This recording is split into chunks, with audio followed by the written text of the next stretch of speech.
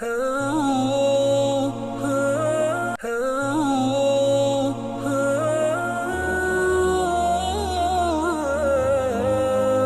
அல்ஹம்துலில்லா வஸ்ஸலாத்து வஸ்ஸலாம் அலா ரசூலில்லா. அன்பின் பிரே டிவினர்கள் அஸ்ஸலாமு அலைக்கும் வரஹ்மத்துல்லாஹி வபரகாத்துஹு. பிரே டிவி வழங்கும் மனாபில் இஸ்லாம் நிகழ்ச்சியினூடாக இணைந்திருக்கின்றோம். இஸ்லாமிய புனித ஸ்தலங்களில் நிகழ்த்தப்படுகின்ற ஹுத்பாக்களை பல வருட காலங்களாக நேர்களுக்கு பிரே டிவி மொழிபெயர்த்து வழங்குகிறது. அந்த அடிப்படையில் இன்றைய தினத்தில் வழமை போன்று முதலாவதாக புனித மக்கா முக்கர்ரமாவுடைய ஹுத்பாவை நேர்களுக்கு மொழிபெயர்க்கின்றோம். ஹுத்பாவில் ஹத்தீப் பந்தர் பலீலா நிகழ்த்தியிருந்தார். ஹுத்பாவின் தலைப்பு ரமதானுக்கு பின்னாலும் தொடராக எங்களுடைய அமல்களை நாம் செய்து வர வேண்டும் என்பதாகும். அல்லாஹ்வை புகழ்ந்து நபி ஸல்லல்லாஹு அலைஹி வஸல்லம் அவர்கள் மீது ஸலவாத்து ஸலாம் சொன்னதற்கு பின்னால், தக்வாவை மீண்டும் வலியுறுத்தியதற்கு பின்னால், அல்லாஹ்வுடைய அடியார்களே, நன்மைகளுடைய காலங்கள் அது முடிவடையக்கூடியதாக இல்லை. அல்லாஹ்வுடைய நெருக்கத்தை உண்டு பண்ணக்கூடிய காலங்கள் எப்போதும் அது தொடர வேண்டும்.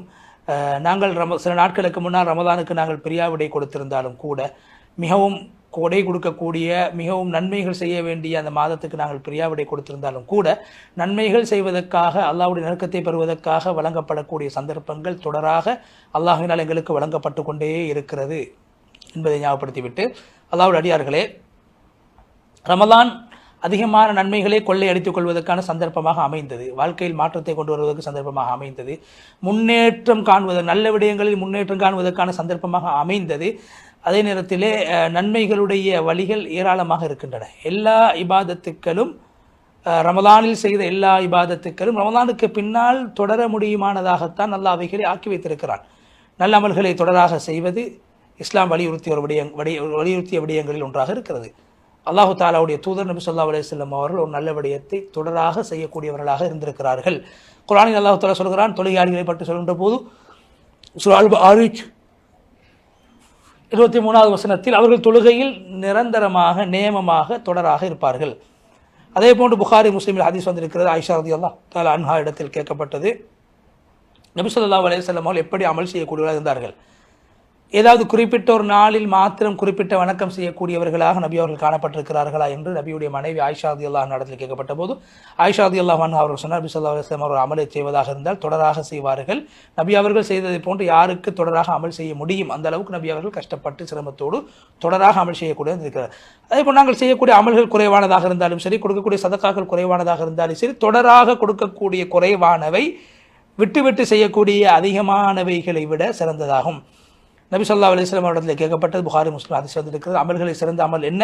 நபி அவங்க சொன்னாங்க, தொடர்ச்சியாக செய்யப்பட வேண்டிய அமல் அது குறைவானதாக இருந்தாலும் சரி, முடியுமான அமல்களை நீங்கள் தொடராக செய்து வாருங்கள். இமாம் நவவி ரஹ்மத்துல்லாஹி அலைஹி அந்த ஹதீஸ்க்கு விளக்கம் சொல்கிறார்கள், முடியுமான அமல்களை எந்த ஒரு உங்களுக்கு பாதிப்பும் இல்லாமல், எந்த ஒரு தீங்கும் இல்லாமல், எந்தெந்த அமல்களை எல்லாம் உங்களுக்கு தொடராக செய்ய முடியுமோ அந்த அமல்களை நீங்கள் தொடர்ச்சியாக செய்து வாருங்கள்.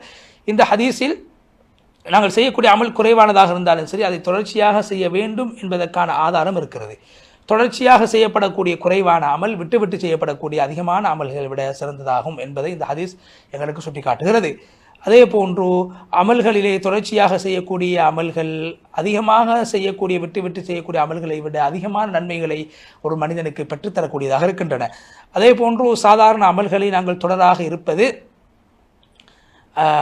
விட்டு செய்யக்கூடிய அமல்களை எங்களுடைய வாழ்க்கையில் அது பாதுகாக்கக்கூடியதாக இருக்கும்.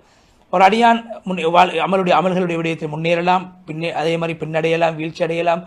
எப்போதும் அந்த மனிதன் அல்லாஹ்வின் பக்கம் செல்லக்கூடியவனாக இருக்க வேண்டும். அல்லாஹ் குர்ஆனில் சொல்றான், உங்களுக்கு யாருக்கு முந்த முடியுமோ முந்துங்கள், யாருக்கு பிந்த முடியுமோ பிந்துங்கள். சூரா முத்தஸிர் 37வது வசனம்.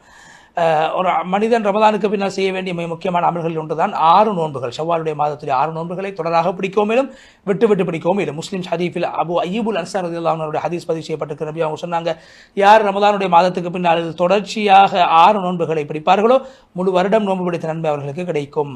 எனவே ரமதானுக்கு பின்னால் அல்லாஹ்வின் பக்கம் செல்வதற்கான வழிகளை தொடர்ச்சியாக அமைக்கக்கூடியவர்களுக்கு சுபசோபனம் உண்டாகட்டும்.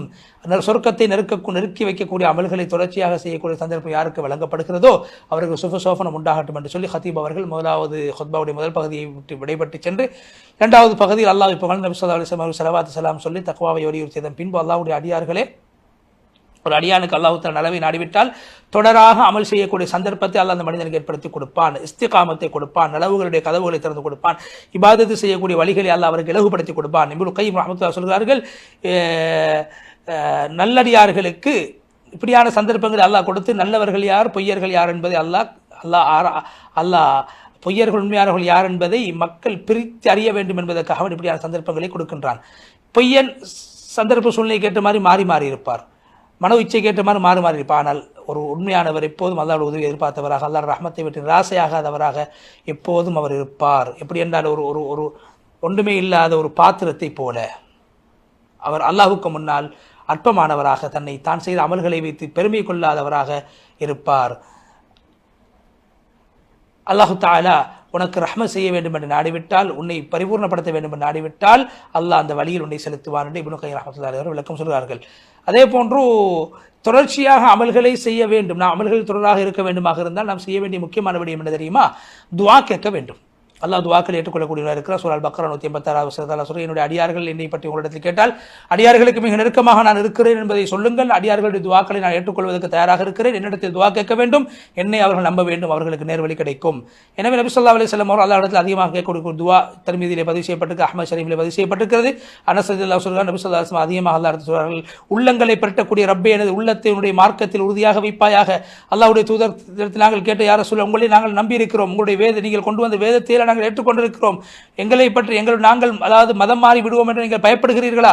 நபி அவங்க சொன்னாங்க, நிச்சயமாக அடியார்களுடைய உள்ளம், அடியார்கள் அல்லாஹ்வுடைய 2 விரல்களுக்கு மத்தியில் இருக்கிறது. அல்லாஹ் நாடிய பிரகாரம் மாற்றி விடுவான், திருப்பி விடுவான், புரட்டி விடுவான் என்று சொல்லி நபி ஸல்லல்லாஹு அலைஹி வஸல்லம் அவர்கள் ஸலவாத்து ஸலாம் சொல்லுங்கள், ஹுலஃபாக்களுக்கு அல்லாஹ் ரஹ்மத் செய்ய வேண்டும், அவர்களை பொருந்திக் கொள்ள வேண்டும் என்று துஆ செய்து நீண்டதொரு துஆவை செய்து ஹத்தீப் பந்தர் பலீலா ஹஃபிظஹுல்லாஹ் முழுமையாக புனித மக்கா முக்கர்ரமாவுடைய ஹுத்பா விட்டு விடைபெற்று சென்று அடுத்ததாக நேயர்களுக்கு நாங்கள் புனித மதீனா முனவ்வராவுடைய ஹுத்பாவை மொழிபெயர்க்க இருக்கின்றோம். அதற்கு முன்னால் ஒரு இடைவேளை.